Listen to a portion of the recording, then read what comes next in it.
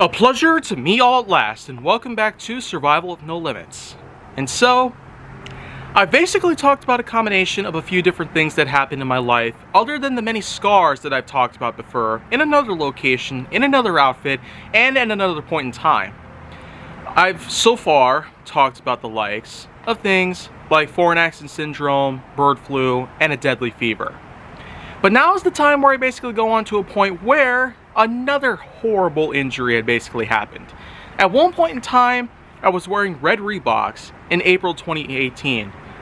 The same time that both Avengers Infinity War and Detroit Become Human would both be released into the wild. That was a pretty busy month already, but the thing is, another big thing that had happened at that time was a point in my life where I had gotten a huge leg injury. It got to the point where I could barely walk for 4 days. And you're probably wondering exactly, what on earth happened to both of these legs? Well, it's simple really. While I got the camera pointed down, I'll just go ahead and describe it to you basically in detail and while these are in the pictures. So here's the thing. My right foot was actually wearing a pair of red Reeboks. Obviously, these are not Reeboks. These are Ultra Wall Weeps.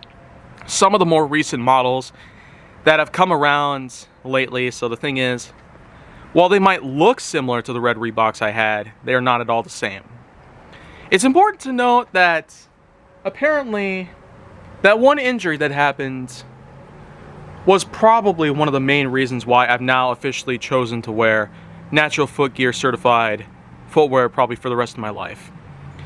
For the right reasons though, that's so to speak. But the thing is, I basically had at one point an encounter with the elliptical where I stepped off and then right when I did,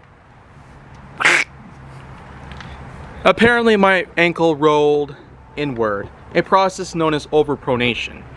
The inward rolling of your ankle, and that of course is one of many different common problems that can happen with one's feet, especially after standing up. And I was among that, well, list of victims that had suffered from overpronation. But in my case, let me just tell you, man, was it painful. So painful, in fact, that it almost felt like I actually broke my ankle. After setting my foot down, gently even, I somehow still overpronated my own right ankle. Like, that seems absurd, but I know that it happened. 4 days in a row, I had to basically live with it until the pain finally went away after taking some Advil and a lot of other painkillers that I would have on hand. Because man, the pain there was massive. It was a combination of a horrifying sprain effect and possibly some muscle tears. So, of course I did not have any of this checked out because I figured that it would be easy to recover, but man, the pain level that I had at the time was just insanely high. Who would have thought that simply setting their foot down after getting off a piece of workout equipment would actually cause damage to your leg like that?